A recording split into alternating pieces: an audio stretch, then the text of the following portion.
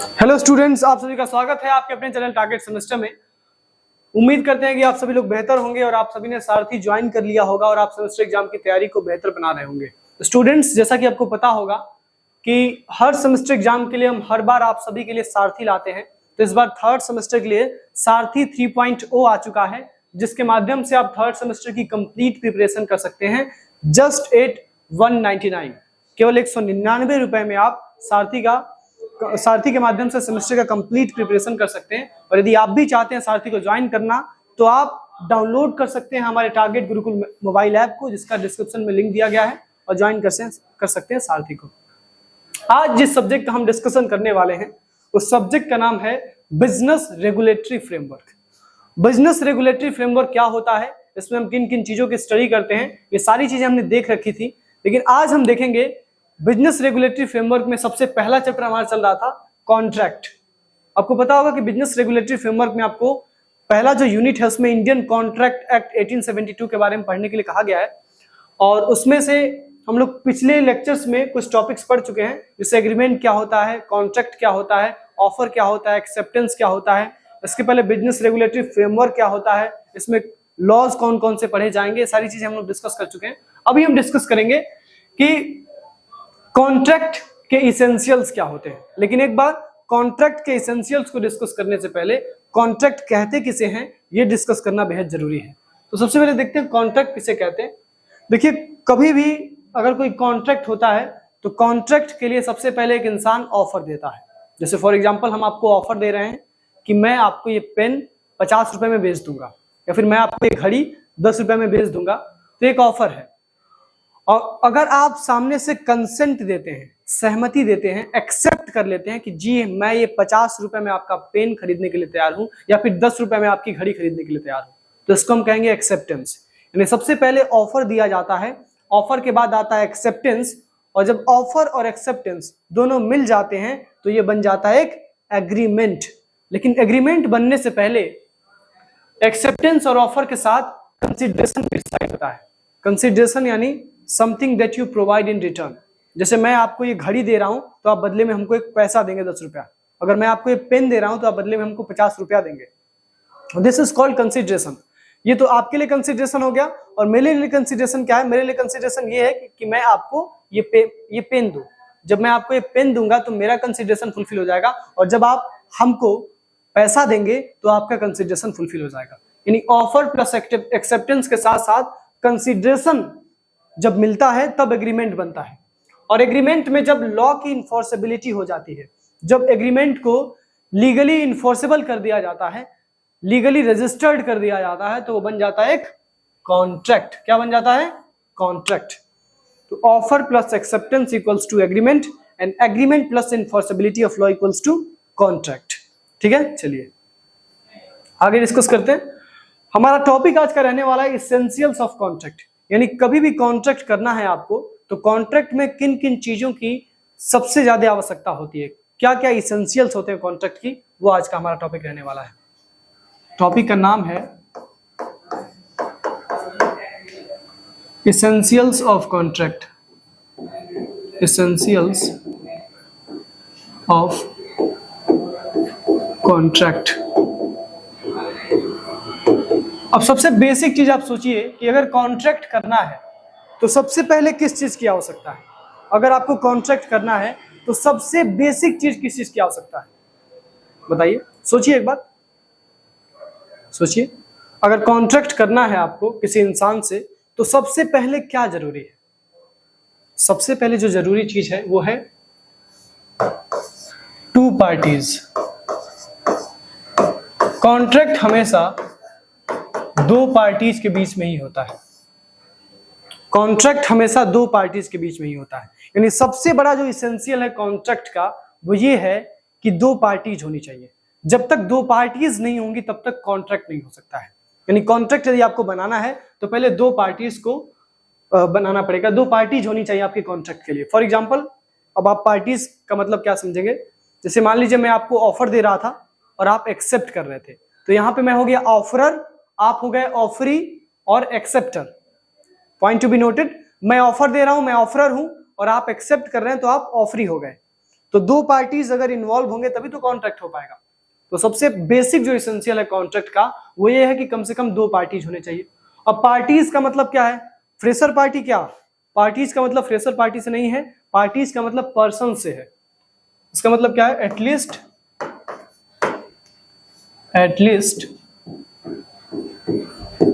2 persons। अब आपको पता होगा, आप अकाउंट्स और बिजनेस में पढ़े होंगे, पर्सन किसे कहते हैं? व्यक्ति, एंटिटी जिसकी होती है, जिसकी एक अपनी आइडेंटिटी होती है, उसको हम पर्सन कहते हैं। फॉर एग्जांपल, आप एक पर्सन है, हम एक पर्सन है, कंपनी भी एक पर्सन है, एलएलपी भी एक पर्सन है, कोऑपरेटिव सोसाइटी भी एक पर्सन है। ठीक है, तो पर्सन का मतलब ऐसी चीज जिसकी एक एंटिटी होती है, जिसकी एक आइडेंटिटी होती है। तो अब कॉन्ट्रैक्ट किसके किसके बीच में हो सकता है? तो सबसे पहले दो लोगों के बीच में होता है। अब वो दो लोग कैसे होने चाहिए? तो सबसे पहली चीज, वो दो लोग नेचुरल पर्सन भी हो सकते हैं, यानी वो प्राकृतिक व्यक्ति भी हो सकते हैं। प्राकृतिक व्यक्ति यानी जो लोग नेचुरल प्रोसेस ऑफ बर्थ से जन्म लिए हैं। जैसे हम और आप नेचुरल प्रोसेस जो है, जो प्राकृतिक प्रक्रिया है जन्म लेने का, उसके माध्यम से हम लोग पैदा हुए हैं, उत्पत्ति हुई है हमारी, तो हमको कहेंगे नेचुरल पर्सन। दूसरे होते हैं आर्टिफिशियल पर्सन, यानी कॉन्ट्रैक्ट दो नेचुरल पर्सन के बीच में भी हो सकता है और दो आर्टिफिशियल पर्सन के बीच में भी हो सकता है। बहुत गहराई से मैं आपका बता रहा हूं, क्योंकि इंडियन कॉन्ट्रैक्ट एक्ट आज ही नहीं, आपके फ्यूचर में आप जहां भी जाएंगे, हर जगह, इवन आपके लाइफ में भी बहुत ज्यादा काम आता है। जब आप कोई प्रॉपर्टी खरीदने जाते हैं, प्रॉपर्टी तो छोड़ दीजिए, खैर आप कोई सामान खरीदने जाते हैं, कोई बड़ा चीज खरीदने जाते हैं, तो आप हर जगह कॉन्ट्रैक्ट करते हैं। कोई जमीन नहीं खरीदने जा रहे हैं मान लीजिए आप, तो वहां भी आपको कॉन्ट्रैक्ट करना पड़ता है। वो अलग बात है कि वो ट्रांसफर ऑफ प्रॉपर्टी एक्ट में आ जाता है, लेकिन फिर भी उसके कुछ पार्ट्स जो हैं वो कॉन्ट्रैक्ट एक्ट में है। ठीक है, कॉन्ट्रैक्ट एक्ट से ही ट्रांसफर ऑफ प्रॉपर्टी एक्ट भी डिराइव हुआ है, आपको पता होगा। जो बच्चे सीएस के होंगे वो समझ पा रहे होंगे, बाकी जो बीकॉम वाले बच्चे होंगे उनको समझने में थोड़ी सी दिक्कत आ रही होगी। आप टू द पॉइंट रहिए, वही चीज समझिए जो आपके लिए आवश्यक है। आपके लिए आवश्यक क्या है? हमारा टॉपिक इसेंशियल्स ऑफ कॉन्ट्रैक्ट। तो कॉन्ट्रैक्ट का सबसे बेसिक एसेंशियल ये है कि कॉन्ट्रैक्ट में हमेशा दो पार्टीज होनी चाहिए। अब वो दो पार्टीज दो इंसान भी हो सकते हैं, दो नेचुरल पर्सन भी हो सकते हैं, वो दो पार्टीज दो आर्टिफिशियल पर्सन भी हो सकते हैं। यानी कॉन्ट्रैक्ट दो व्यक्तियों के बीच में, दो इंसानों के बीच में भी हो सकता है, और कॉन्ट्रैक्ट दो कंपनियों के बीच में भी हो सकता है। फॉर एग्जांपल, अगर रिलायंस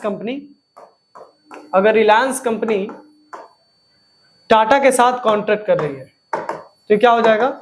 ये हो जाएगा contract between two different artificial persons, यानी कॉन्ट्रैक्ट दो अलग अलग आर्टिफिशियल पर्संस के बीच में भी हो सकता है। अब आप पूछेंगे आर्टिफिशियल पर्सन किसे कहते हैं? तो आर्टिफिशियल पर्सन यानी the person which is created by the process of law. एक ऐसा पर्सन जिसको लॉ के प्रोसेस से क्रिएट किया गया, उसको हम आर्टिफिशियल पर्सन कहते हैं। तो आर्टिफिशियल पर्सन के बीच में भी कॉन्ट्रैक्ट हो सकता है, दो नेचुरल पर्सन के बीच में भी कॉन्ट्रैक्ट हो सकता है। अच्छा, ऐसा भी तो हो सकता है कि एक नेचुरल पर्सन हो और एक आर्टिफिशियल पर्सन हो। फॉर एग्जाम्पल, मैं हूं और एक रिलायंस कंपनी है। अगर हम जाके रिलायंस कंपनी के साथ कोई कॉन्ट्रैक्ट करते हैं, उसको हम क्या कहेंगे? तो उसमें दो पार्टीज आ जाएंगी। पहला हो जाएगा natural person, natural and artificial person. तो पहली चीज ये क्लियर होगी कि कभी भी कॉन्ट्रैक्ट यदि आपको बनाना है, तो कॉन्ट्रैक्ट बनाने के लिए सबसे पहले दो पार्टीज की, दो पर्संस की आवश्यकता होती है। अब वो दो पर्संस नेचुरल पर्सन भी हो सकते हैं, वो दो पर्सन आर्टिफिशियल पर्सन भी हो सकते हैं। उन दो पर्सन में से एक पर्सन आर्टिफिशियल भी हो सकता है, दूसरा नेचुरल भी हो सकता है। ठीक है, तो सबसे पहली चीज ये आपको क्लियर हो गई होगी। दूसरी चीज, अगर आप कॉन्ट्रैक्ट बनाते हैं तो कॉन्ट्रैक्ट में ऑफर होना चाहिए और at the same time offer का एक्सेप्टेंस भी होना चाहिए। यानी आप शॉर्ट में कह सकते हैं कि कॉन्ट्रैक्ट में एग्रीमेंट का होना बहुत आवश्यक है। कॉन्ट्रैक्ट में एग्रीमेंट का होना बहुत आवश्यक है। अच्छा, एक चीज यहाँ पे छूट गई है, सेक्शन 10 कॉन्ट्रैक्ट के बारे में बताया गया है। याद रखिएगा, इंडियन कॉन्ट्रैक्ट एक्ट 1872 का जो सेक्शन 10 है, उसी में एसेंशियल्स ऑफ कॉन्ट्रैक्ट के बारे में बताया गया है। हम लोग कहाँ थे? हम लोग थे ऑफर्स एंड एक्सेप्टेंस। अगर आप कभी भी कॉन्ट्रैक्ट करते हैं तो कॉन्ट्रैक्ट में दो चीजें बेसिक होती हैं, ऑफर और एक्सेप्टेंस। जब तक कोई इंसान ऑफर नहीं देता है और सामने वाला इंसान उसको एक्सेप्ट नहीं करता है, तब तक दो व्यक्तियों के बीच में कॉन्ट्रैक्ट नहीं हो सकता है। यानी कॉन्ट्रैक्ट तभी होगा जब एक इंसान ऑफर दे रहा है और सामने वाला व्यक्ति उसको एक्सेप्ट कर रहा है। यानी ऑफर और एक्सेप्टेंस, ये भी आपके कॉन्ट्रैक्ट के इंपॉर्टेंट एसेंशियल्स हैं। ऑफर एक्सेप्टेंस अलग अलग कहें या फिर आप एग्रीमेंट कहें। एग्रीमेंट कैसे बनता है? ऑफर और एक्सेप्टेंस के समीशन से ही तो बनता है। तो ऑफर और एक्सेप्टेंस भी आवश्यक है या फिर आप कह सकते हैं एग्रीमेंट आवश्यक है। ठीक है, चलिए आगे बात करते हैं। तो दो चीज़ें क्लियर होंगी। सबसे पहले अगर आपको कॉन्ट्रैक्ट बनाना है तो दो पार्टीज होनी चाहिए। दूसरी चीज़, दोनों पार्टीज में ऑफर और एक्सेप्टेंस होना चाहिए, यानी एक पार्टी ऑफर देगी दूसरा एक्सेप्टेंस देगा। अगर ये कंडीशन होता है तो एग्रीमेंट बन जाएगा, यानी कॉन्ट्रैक्ट के लिए ऑफर प्लस एक्सेप्टेंस यानी एग्रीमेंट इंपॉर्टेंट है और दो पार्टीज का होना इंपॉर्टेंट है। तीसरी चीज हम लोग देखते हैं,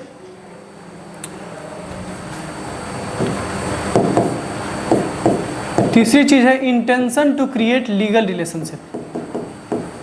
इंटेंशन टू क्रिएट, अभी हम लोग इन सारी चीज़ों को बहुत डिटेल में पढ़ेंगे, लेकिन अभी एक बार आप ओवरव्यू ले लीजिए। Intention to create legal relationship. Legal relationship यानी वैधानिक संबंध। अगर आप कॉन्ट्रैक्ट बना रहे हैं तो आपका इरादा होना चाहिए एक वैधानिक संबंध बनाने का। पॉइंट टू बी नोटेड, अगर आप कॉन्ट्रैक्ट बना रहे हैं तो आपका इरादा होना चाहिए एक वैधानिक, एक लीगल रिलेशनशिप को एस्टेब्लिश करने का, ना कि कोई सोशल रिलेशनशिप को एस्टेब्लिश करने का। फॉर एग्जांपल, हमारी भी उम्र हो गई है, फॉर एग्जांपल आपका एग्जांपल लेते हैं, आपकी उम्र हो गई है और आपके पिताजी गए आपके शादी के लिए, किसी के घर गए या फिर किसी के घर से कोई आया आपको देखने के लिए कि आप हमारी लड़की से शादी करवा दीजिए अपने बेटे की। आपके पिताजी सहमत हो गए, तो ये दोनों लोग सहमत हो गए और इनके साथ इन दोनों का एग्रीमेंट हो गया कि हम लोग शादी कराएंगे। तो ये जो एग्रीमेंट हुआ है आपके पिताजी के और उस इंसान के बीच में, जो जिसकी बेटी के साथ आपकी शादी होने वाली है, ये एक लीगल रिलेशनशिप को एस्टेब्लिश नहीं कर रहा है, एक सोशल रिलेशनशिप को एस्टेब्लिश करेगा। ध्यान से, अगर आपके कॉन्ट्रैक्ट में लीगल रिलेशनशिप को एस्टेब्लिश नहीं किया जा रहा है तो वो कॉन्ट्रैक्ट नहीं है, वो बस एग्रीमेंट है। पॉइंट टू बी नोटेड, अगर आपके कॉन्ट्रैक्ट में केवल सोशल रिलेशनशिप को एस्टेब्लिश किया जा रहा है तो वो एक एग्रीमेंट है, लेकिन अगर आपके कॉन्ट्रैक्ट में एक लीगल रिलेशनशिप को एस्टेब्लिश किया जा रहा है तब जाके वो कॉन्ट्रैक्ट बन सकता है। ठीक है, चलिए आगे बात करेंगे चौथे इसेंशियल की। देखिए, तीन चीजें तो हम लोग समझ गए कि कम से कम दो पार्टीज होनी चाहिए।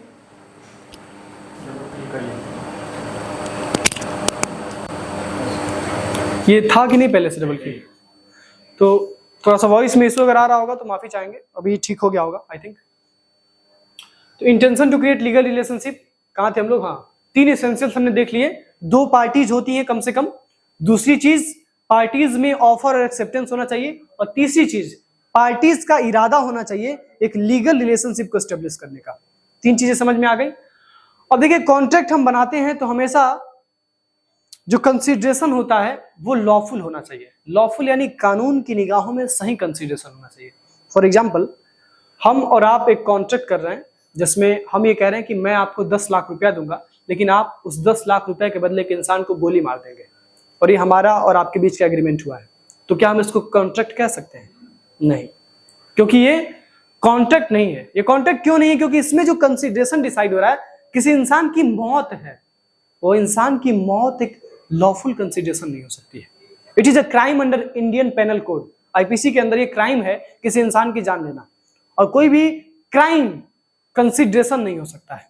इसीलिए अगर आप कॉन्ट्रैक्ट बना रहे हैं तो कॉन्ट्रैक्ट में हमेशा आपका कंसीडरेशन लॉफुल होना चाहिए। क्या होना चाहिए? लॉफुल होना चाहिए। इलीगल कंसीडरेशन या फिर अनलॉफुल कंसीडरेशन के लिए आप कॉन्ट्रैक्ट नहीं बना सकते हैं। और यदि आप अनलॉफुल कंसीडरेशन का कॉन्ट्रैक्ट बनाते हैं तो उसको हम कॉन्ट्रैक्ट नहीं कहेंगे, उसको हम केवल एग्रीमेंट कहेंगे।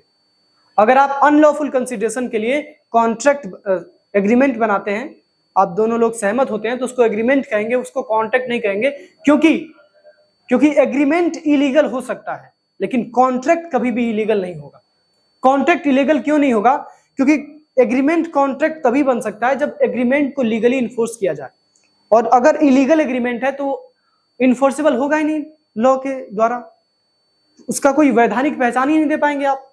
दैट्स वाई ये इंपॉर्टेंट है कि कंसीडरेशन जो है आपके कॉन्ट्रैक्ट का वो लॉफुल हो, तभी वो कॉन्ट्रैक्ट होगा, अन्यथा वो एक एग्रीमेंट ही रह जाएगा। ठीक है, चलिए आगे बढ़ते हैं। पांचवी चीज, capacity to contract. Capacity of parties to contract. जैसे हमने सबसे पहले पॉइंट में बात किया कि कम से कम 2 पार्टीज होनी चाहिए। अब 2 पार्टीज आर्टिफिशियल पर्सन भी हो सकती हैं, एक नेचुरल एक आर्टिफिशियल पर्सन भी हो सकता है, दोनों नेचुरल पर्सन भी हो सकते हैं, ऐसा हमने बात किया। लेकिन क्या हर आर्टिफिशियल पर्सन को, क्या हर नेचुरल पर्सन को ये राइट है कि आप कॉन्ट्रैक्ट कर सकते हैं? चाहे वो पागल हो, चाहे वो इंसॉल्वेंट हो, क्या उसको भी राइट दिया जाएगा? तो नहीं। कॉन्ट्रैक्ट वही कर सकता है जो इंसान के अंदर 3 चीजें ना हो। पहली चीज, वो इंसान अनसाउंड माइंड का नहीं होना चाहिए। कैसा नहीं होना चाहिए? वो इंसान अनसाउंड माइंड का नहीं होना चाहिए, यानी पागल नहीं होना चाहिए। दूसरी चीज, वो इंसान माइनर नहीं होना चाहिए। ठीक है, पहली चीज वो इंसान अनसाउंड माइंड का नहीं होना चाहिए। दूसरी चीज, जो इंसान कॉन्ट्रैक्ट कर रहा है वो इंसान माइनर नहीं होना चाहिए। और तीसरी और सबसे इंपॉर्टेंट चीज, वो इंसान डिसक्वालिफाइड बाय लॉ नहीं होना चाहिए। क्या नहीं होना चाहिए? वो इंसान डिसक्वालिफाइड बाय लॉ नहीं होना चाहिए। अब इन तीनों चीजों का मतलब समझिएगा। फॉर एग्जाम्पल, आप कॉन्ट्रैक्ट कर रहे हैं कैसे इंसान के साथ, जैसे मान लीजिए हम कॉन्ट्रैक्ट कर रहे हैं किसी ऐसे इंसान के साथ जिसका नाम शुभम है और वो इंसान पागल है। क्या हम उस पागल के साथ कॉन्ट्रैक्ट कर सकते हैं? बिल्कुल नहीं कर सकते। क्यों नहीं कर सकते? क्योंकि वो इंसान अपने सही स्टेट ऑफ माइंड में नहीं है। उसकी जो मानसिक संतुलन है वो बिगड़ा हुआ है। वो क्या डिसीजन ले रहा है उसको पता ही नहीं है। अब अगर मैं उसके साथ कॉन्ट्रैक्ट कर रहा हूं तो अभी तो वो पागल है, लेकिन जब वो ठीक हो जाएगा तब तो कहेगा, मानेगा ही नहीं ये बात कि मैंने आपके साथ कॉन्ट्रैक्ट किया था, और फिर मैं उससे कंसिडरेशन भी क्लेम नहीं कर पाऊंगा। इसीलिए आप कभी भी अनसाउंड माइंड वाले इंसान के साथ कॉन्टैक्ट नहीं कर सकते हैं, किसी पागल के साथ कॉन्टैक्ट नहीं कर सकते हैं। दूसरी चीज, आप किसी माइनर के साथ कॉन्टैक्ट नहीं कर सकते। माइनर का मतलब होता है नाबालिग, जिसकी उम्र 18 साल से कम हो। जिसकी उम्र 18 ईयर्स से कम हो उसको माइनर कहते हैं। तो आप कॉन्ट्रैक्ट किसी पागल के साथ भी नहीं कर सकते हैं, किसी ऐसे बालक के साथ भी नहीं कर सकते जिसकी उम्र 18 साल से कम हो। और तीसरी चीज, किसी ऐसे इंसान के साथ भी नहीं कर सकते जो डिसक्वालिफाइड बाय लॉ हो, जिसको कानून ने डिसक्वालीफाई कर दिया हो, जिसको कानून ने गलत साबित कर दिया हो, जिसको कानून की निगाह में गलत माना जाता हो। जैसे मान लीजिए कोई कंपनी है जो इंसॉल्वेंट डिक्लेयर हो गई, हम जा रहे हैं उसके साथ कॉन्ट्रैक्ट करने के लिए, तो गलत है, क्योंकि वो कंपनी डिसक्वालीफाइड बाय लॉ है।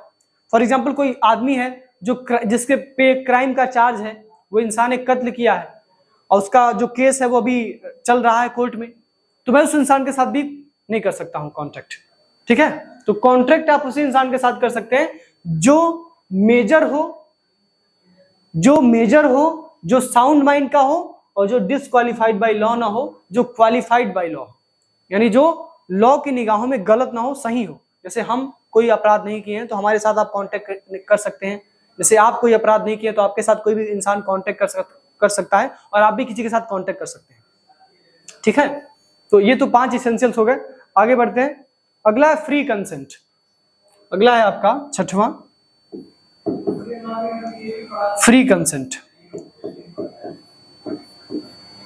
फ्री कंसेंट, फ्री कंसेंट का मतलब होता है स्वतंत्र सहमति। ऐसा नहीं होना चाहिए कि आपको दबाव में जबरदस्ती आपसे कॉन्ट्रैक्ट पे सिग्नेचर करवाया जा रहा हो, जबरदस्ती आपसे टर्म्स एंड कंडीशंस को एक्सेप्ट करवाया जा रहा हो, तो ये गलत हो जाएगा। जो भी पार्टीज हैं कॉन्ट्रैक्ट की, उनका कंसेंट हमेशा फ्री होना चाहिए, उनका कंसेंट, उनकी सहमति हमेशा स्वतंत्र होनी चाहिए। ठीक है, तो क्या होना चाहिए? कॉन्ट्रैक्ट में जो भी पार्टीज हैं उनका कंसेंट फ्री होना चाहिए। फ्री कंसेंट का मतलब ये है कि आप किसी के दबाव में आके, कोई आपको बहला फुसला के, या फिर किसी आपके सर पे कोई बंदूक रख के कहे कि आपको ये कॉन्ट्रैक्ट पे साइन करना है, आपको मुझे प्रॉपर्टी अपनी 5 लाख में बेचनी है, 5 करोड़ में बेचनी है, जो प्रॉपर्टी 10 करोड़ की है उसको 5 करोड़ में बेचनी है। तो अगर आप गन रख के किसी इंसान के हेड पे ऐसा डिमांड कर रहे हैं, उसको फोर्सफुली कॉन्ट्रैक्ट पे साइन करने के लिए मजबूर कर रहे हैं, तो वो गलत है। इस कंडीशन में वो कॉन्ट्रैक्ट वैलिड नहीं माना जाएगा। यानी कॉन्ट्रैक्ट के एसेंशियल्स में सब ये भी इंपॉर्टेंट है कि दोनों इंसान की सहमति स्वतंत्र होनी चाहिए, जबरन कॉन्ट्रैक्ट पे साइन नहीं करवा सकते हैं आप। ठीक है, चलिए आगे बात करते हैं। 7वां है आपका लॉफुल ऑब्जेक्ट। क्या है? Lawful object. जैसे फॉर एग्जाम्पल, हम और आप एक कॉन्ट्रैक्ट में आए और हमने डिसाइड किया कि हम एक आतंकवादी हमला, एक टेररिस्ट अटैक करेंगे। ताज जो आपका होटल है उस पर हम एक टेररिस्ट अटैक करेंगे और हमारा जो सांठगांठ है वो पाकिस्तान के किसी आतंकवादी संगठन से है और जो पाकिस्तान के आतंकवादी संगठन है वो हमको फंड दे रही है। उसके साथ हमारा एग्रीमेंट हुआ है कि आप अगर अटैक कर देंगे तो अटैक से पहले आपको 50 लाख का एडवांस मिलेगा और अटैक करने के बाद आपको 10 करोड़ रुपया मिलेंगे और उसके साथ साथ आपको जो आर्टरी चाहिए और जो फायरिंग के लिए चीजें चाहिए वो सारी चीजें आपको उपलब्ध हो जाएंगी, ग्रेनेड्स वगैरह। अब हम लोग उसके साथ एग्रीमेंट किए। क्या ये एग्रीमेंट एक कॉन्ट्रैक्ट बन सकता है? आंसर दीजिए। क्या एक एग्रीमेंट जिसमें हमारा उद्देश्य ही अनलॉफुल है, हमारा उद्देश्य ही असंवैधानिक है, अवैधानिक है, क्या उस उद्देश्य के लिए हम कॉन्ट्रैक्ट कर सकते हैं? तो जवाब है बिल्कुल नहीं। आप ऐसे उद्देश्य के लिए कॉन्ट्रैक्ट नहीं कर सकते हैं जिसमें आपका उद्देश्य ही अनलॉफुल हो, जिसमें आपका उद्देश्य ही असंवैधानिक हो। यानी आप हमेशा लॉफुल ऑब्जेक्ट के लिए कॉन्ट्रैक्ट कर सकते हैं। कॉन्ट्रैक्ट करने से पहले आपका उद्देश्य संवैधानिक होना चाहिए, आपका उद्देश्य असंवैधानिक नहीं होना चाहिए। ठीक है, चलिए आगे बात करते हैं 8वें पॉइंट की। ये तो हो गया लॉफुल ऑब्जेक्ट। अच्छा, लॉफुल ऑब्जेक्ट में यदि हम बात करें स्पेसिफिकली तो इसमें कुछ चीजें आती है, जैसे फ्रॉड नहीं करना है आपको किसी के साथ, आपको किसी के साथ क्या कहते हैं उसको, आपको कोई ऐसा काम नहीं करना है जो लॉ के द्वारा फॉरबिडन हो, जो कानून के द्वारा मना किया गया हो कि आपको ऐसा काम नहीं करना है, आप वही काम कर रहे हैं, आप वही उद्देश्य, उसी उद्देश्य के साथ आप कॉन्ट्रैक्ट में आ रहे हैं, तो वो भी गलत हो जाएगा। ठीक है, चलिए लॉफुल ऑब्जेक्ट के बाद अगला है not expressly declared void, not expressly declared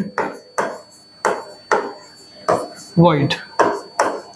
अब जैसे कुछ ऐसे कॉन्ट्रैक्ट होते हैं जिनको एक्सप्रेसली वॉइड डिक्लेयर कर दिया गया है कि अगर कोई भी इंसान ऐसा कॉन्ट्रैक्ट करता है तो उस कॉन्ट्रैक्ट का कोई इफेक्ट नहीं होगा, उस कॉन्ट्रैक्ट में किसी भी पार्टी पे कोई ऑब्लिगेशन नहीं होगा और किसी की पार्टी के पास कोई राइट नहीं होगा। तो अगर आप ऐसा कॉन्ट्रैक्ट करने जा रहे हैं जो कॉन्ट्रैक्ट पहले से ही एक्सप्रेसली वॉइड डिक्लेयर कर दिया गया है, तो आप ऐसा कॉन्ट्रैक्ट भी नहीं कर सकते हैं। ठीक है, चलिए 9वीं चीज पॉसिबिलिटी ऑफ परफॉर्मेंस। आप ऐसा ही कॉन्ट्रैक्ट करेंगे जिसमें उस कॉन्ट्रैक्ट में दिए गए ऑब्लिगेशंस का परफॉर्मेंस का पॉसिबिलिटी होगा। जैसे हमने कॉन्ट्रैक्ट कर लिया कि अगर आप पूरा समंदर का पानी पी जाते हैं तो आपको मैं 100 करोड़ रुपया दूंगा। अब आपको क्या ये चीज पॉसिबल लग रही है कि एक इंसान पूरे समंदर का पानी पी सकता है? समंदर छोड़िए, एक तालाब का भी पानी, एक तालाब तो छोड़िए, एक जो पूरा टब होता है उसका भी पानी एक इंसान नहीं पी सकता है। बहुत बहुत मुश्किल है। अब आप खल्ली का एग्जांपल मत दीजिएगा या फिर बड़े बड़े जो पहलवान होते हैं उनका एग्जांपल मत दीजिएगा, लेकिन नॉर्मल जो इंसान है वो उतना ज्यादा पानी नहीं पी सकता। अब हमने आपके साथ ऐसा कॉन्ट्रैक्ट किया जिसमें हमने कहा कि अगर आप पूरे समंदर का पानी पी जाएंगे तो मैं आपको 100 करोड़ रुपया दूंगा। क्या ये परफॉर्मेंस पॉसिबल है? Absolutely not. तो अगर ऐसा कोई कॉन्ट्रैक्ट है जिसमें परफॉर्मेंस ही इम्पॉसिबल लग रहा है तो वैसे कॉन्ट्रैक्ट को आप नहीं कर सकते हैं। यानी जिस कॉन्ट्रैक्ट में परफॉर्मेंस इम्पॉसिबल है वो कॉन्ट्रैक्ट आप नहीं कर सकते हैं। ठीक है, चलिए आगे बात करते हैं 10वां पॉइंट, लीगल फॉर्मेलिटीज। कॉन्ट्रैक्ट करने से पहले जितने भी कानूनी फॉर्मेलिटीज होती हैं, जितनी भी लीगल फॉर्मेलिटीज होती हैं, उनसे आपको होके गुजरना पड़ता है। अगर आप कॉन्ट्रैक्ट करने से पहले लीगल फॉर्मेलिटी से होके नहीं गुजरते हैं तो फिर आप कॉन्ट्रैक्ट आपका सही नहीं है, आपका कॉन्ट्रैक्ट वॉइड माना जाएगा। तो ये थे 10 इंपॉर्टेंट इसेंशियल्स किसी भी कॉन्ट्रैक्ट के लिए। सबसे पहला इसेंशियल था 2 पार्टीज होनी चाहिए कम से कम, और वो 2 पार्टीज 2 नेचुरल पर्सन भी हो सकते हैं, 2 आर्टिफिशियल पर्सन भी हो सकते हैं, एक नेचुरल एक आर्टिफिशियल पर्सन भी हो सकता है। दूसरी चीज, उन पार्टीज के बीच में एग्रीमेंट होना चाहिए, उन पार्टीज के बीच में ऑफर और एक्सेप्टेंस होना चाहिए।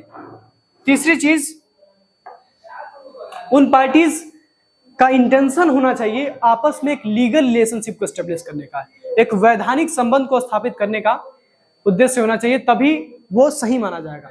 अगर आप कोई कॉन्ट्रैक्ट कर रहे हैं जिसमें आप सोशल रिलेशनशिप को एस्टेब्लिश कर रहे हैं तो वो कॉन्ट्रैक्ट नहीं हो सकता है।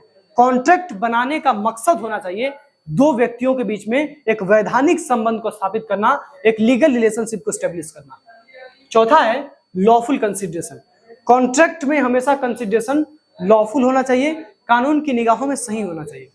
आपका कभी भी अनलॉफुल कंसीडरेशन के लिए कॉन्ट्रैक्ट नहीं कर सकते। जैसे फॉर एग्जांपल हमने आपको बताया था कि आप किसी इंसान की सुपारी ले लिए और उससे कहे कि आप मुझे 10 लाख रुपया देंगे और मैं उसके बदले में उस इंसान को गोली मार दूंगा, तो ये एक लॉफुल कंसीडरेशन नहीं है, एक अनलॉफुल कंसीडरेशन है और इस प्रकार के कंसीडरेशन के लिए कॉन्ट्रैक्ट नहीं बन सकता है। ठीक है। पांचवा है capacity of parties to contract, यानी पार्टीज का कैपेबल होना भी बहुत जरूरी है।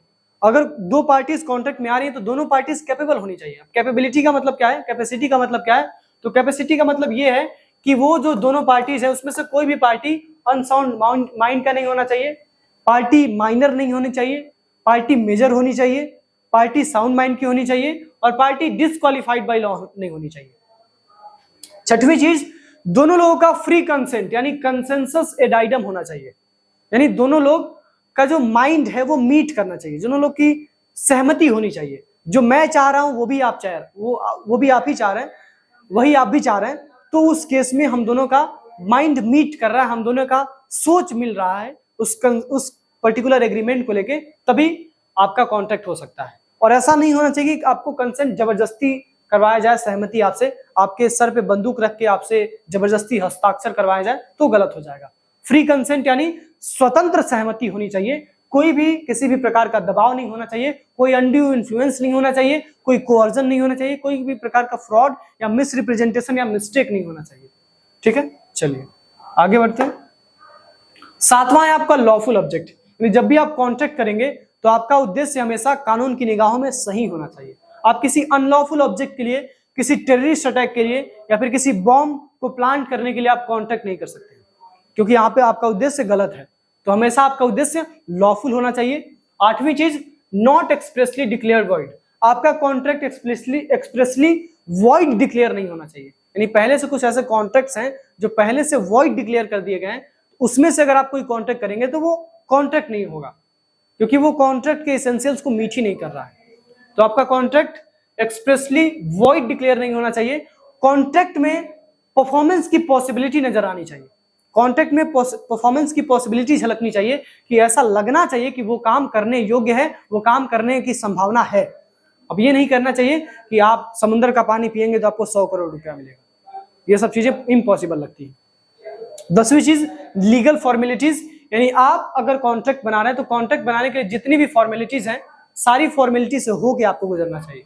ठीक है, that's all for this lecture. मिलते हैं नेक्स्ट लेक्चर में। यदि आप चाहते हैं इन सारे नोट्स को पाना, यदि आप चाहते हैं हमारे सारे लेक्चर्स को पाना, इसके साथ साथ हमारे साथ डाउट अपने सॉल्व करना, तो आप ज्वाइन कर सकते हैं सारथी को, जहाँ पे आपको मिलेंगे most expected MCQs, mid term के लिए आपको थियरी क्वेश्चंस और बहुत सारी चीजें बिल्कुल मिनिमम प्राइस पे, बिल्कुल नॉमिनल प्राइस पे। तो जाइए, डिस्क्रिप्शन में लिंक दिया गया है हमारे टारगेट गुरुकुल मोबाइल ऐप का, वहां से आप हमारे ऐप को डाउनलोड करिए, सारथी को ज्वाइन करिए और एक व्हाट्सएप ग्रुप का भी लिंक दिया गया है, व्हाट्सएप ग्रुप के माध्यम से आप हमारे व्हाट्सएप ग्रुप में ऐड हो जाइए लिंक के माध्यम से, और वहां पे आपको तमाम अपडेट्स मिलती रहेंगी, तमाम सूचनाएं मिलती रहेंगी, हमारे लेक्चर्स कब आ रहे हैं इसके बारे में भी आपको जानकारी हमेशा मिलती रहेगी। That's all for this lecture. मिलते हैं नेक्स्ट लेक्चर में।